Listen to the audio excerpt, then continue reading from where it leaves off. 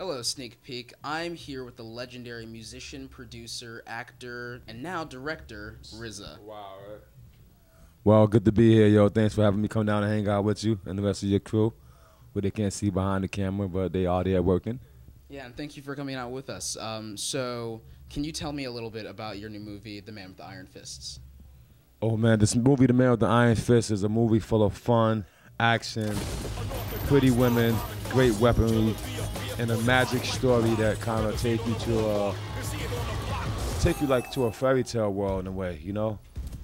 I think I was able to combine the Kung Fu Asian cinema genre with my hip hop sensibility, a little bit of my Star Wars imagination and comic books, yo.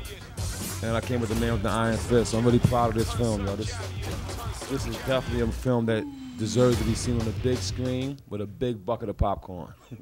And the sensibilities of hip-hop and martial arts are some that are rarely combined outside of the music that the Wu-Tang Clan has made. So what inspired this sort of film?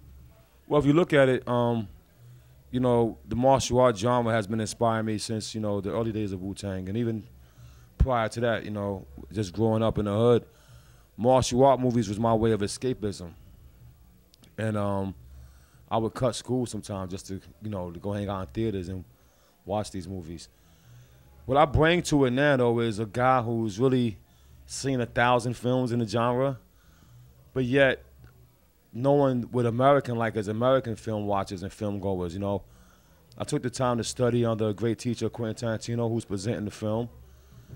And I took, you know, a lot of education, shall we say, and I combined with my classmate, Eli Roth, who helped me write the screenplay. And I took one of these stories that was in my head that was probably bubbling since I was a kid, you know what I mean? And we wrote a beautiful screenplay, and we took it to the studio, they dug it, and now we got a movie. It was a long process, though. You know, trust me, it was like a 5-year process from thought conceived to green light, and then another 2 years to get it out to the world. A lot of hard work, but every moment of it was worth it in the sense that we've created a piece of art, to me, that when fans look at RZA, they always say, oh, 36 Chambers was one of those greatest albums. This movie is like that, yeah. This movie is like that. That's good. Yeah. And you talked about how long the development process was, and I know that this movie was stuck in development hell for a long time, so why did it take so long to get it out there? Well, actually, the weird thing was that it wasn't stuck in development. It was more about me making the right decisions on what to do with my time, my talent, and my ideas. When I first started writing the film, actually, was a buddy kind of enticed me. I mean, besides Quentin telling me, yo, you should write. He told me I should write, but I wouldn't. And then another buddy who saw one of my videos was like, yo, I saw your video, Tragedy. I'm telling you, you're the only guy I know who could do a whole movie like that. You should write one. And I was like, well, I got a couple of ideas. But the ideas I had, I didn't want to give to him, right? Because I didn't really know him that well. And so I said, I'll write a whole new idea. And I started writing it, and it became this idea. And I wound up putting a lot of myself into it as far as my creativity. And I hooked up with a producer in the old, you know, at first called Ed Pressman. Ed Pressman did The Crow and a whole bunch of a slew of good films. And I thought, you know, we'd be the guy. But we had a budget that was not proper, you know. One thing about filmmaking, when you get a chance for a green light, you always think you could do it. You know what I mean? If a guy give you $1, you'll try it with $1. But to make a classic, it takes more than that. I had a great advice from a legal team around me who said, you know, just be patient and wait. And so I waited. And then my buddy Eli, who I told the story to, he had got a chance to put some films together. He was like, yo, you ever make that, you sign that deal? I said, nah, I didn't sign the deal yet. He said, no, don't sign it. I got an opportunity. I said, oh, wow, to do it with my buddy would be great. So I said, okay, I'll do it with you. And so we started. But then he got casted in Inglourious Basterds. And he disappeared for like a year and a half. And I just waited. You know, I didn't want nobody else involved with it. I knew that to do it with my buddy would be the best thing for me and the best thing for the film. So I practiced my patience, and I just did whatever I did as the RZA. And when he finished Inglourious Basterds and all that stuff, we got together. Took us another year. We penned a great screenplay. We took it to the Godfather Quentin. Told him my idea. He's like, okay. He gave us a blessing. So it wasn't like a lot of, I mean, not saying that, you know, a lot of films do get stuck in development. That's That's just how anything is. It has to grow, it has to develop, has to. Sometimes films are written that's be before time, or like they mean more sense later on. Some films come out and we don't like them when they first come out, then you like them 10 years later. So studios and companies got to be wise about that.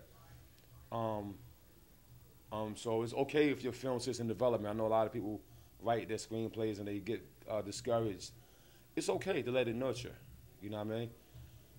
Or to wait for the proper situation, because it's a good idea, but don't mean it's gonna be a good film unless you got the right people surrounding you to make that happen. And I was patient enough and wise enough and blessed to have the right group of people surround me and allow me to bring this film to reality. And it's such a cool film, y'all. I'm not just saying it because I made it.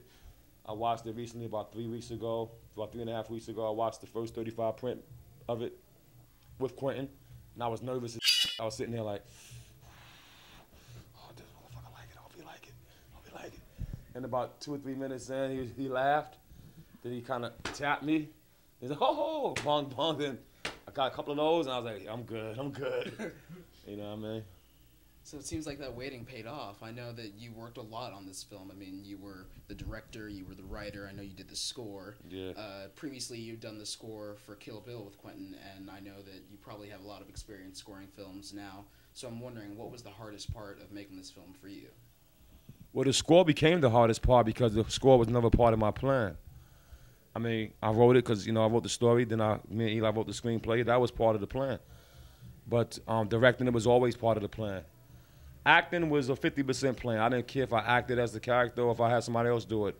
But the producers actually, they liked me as an actor, which is a good thing to have. It's a good thing to have producers liking you, you know what I mean? And so they dug me as an actor, and they was like, no, we want you to play this character. There's no question about it. And so I agreed with them on that. But I never thought I was going to score it. It's like that was not in my plan. When I got home and I edited the film and I did my director's cut and I put my temp music in, I was like, that was a brain. Then I was like, well, what you gonna do about the music? I said, what am I gonna do about the music, yo? I don't know what I'm gonna do. He said, well, everybody's gonna expect you to score this film, RZA. I said, what you mean everybody? All the fans, they're gonna expect it of you. And I didn't agree. And so I complained. And I went to Quentin. I was like, hey, Quentin, would you believe they asked me to score the film? He was like, of course, Bobby, you're gonna score the film. Then after that, I had no more arguments. And another 8 months. It took 8 months to score this film. It took a lot, actually. But I got my buddy Howard Drawson. As you'll notice, Howard Drawson is beside my name here, who helped me out. A good guy, very smart guy. He actually taught me a lot of piano tricks. When we worked together on a movie called Blade Trinity and on the Afro Samurai series. So we was already familiar with each other. So when it came time for us to come back together, it was the right guy to help me out. And lastly, I want to ask you, I know that it seemed that you mentioned that you are working on not one, but 2 ODB biopics now. So I'm wondering, can you tell us anything about those yet, or? Not so much. I mean, I could say that I read the one called Dirty White Boy, and actually it's a good script.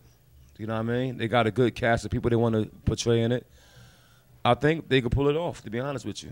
I may help them out with music, I think. I think if they trust me with the music, I'll make sure it's authentic Wu-Tang flavor and the things that ODB loved growing up. I know the songs he used to sing in the showers, you know what I mean? So I could bring that to the table. But it's pretty good. Now the other script called Dirt, One Word Could Change the World, is one written by his own family member, another cousin of ours that was just as close, that grew up with us and seen everything and seen it. He was a little younger than us, but he's seen it all. And he wrote a good screenplay. But he probably have less of a chance to get his made than the other one, because the other one is already, as they call it, in pre-production. But regardless, if we only get 2 years of Dirty Life, because Dirty White Boy is only based on the last 2 to 3 years of his life, if we get that, maybe we could go back and enjoy the rest of his life that the other screenplay is talking about. All right. Well, thanks for coming. My pleasure. I'd like to say to your audience out there, November 2nd, if you see this before then, I don't know how they're going to edit that thing, you know? But if you see this before then, take that weekend to go and see The Man with the Iron Fist. And trust me, you will not be disappointed. This is fun. And you can bring your girlfriend. She will be cool. She's not going to elbow you. All right? And just go get a big bucket of popcorn and have some fun, man. Going to movies should always be fun. The RZA made one for you. Peace.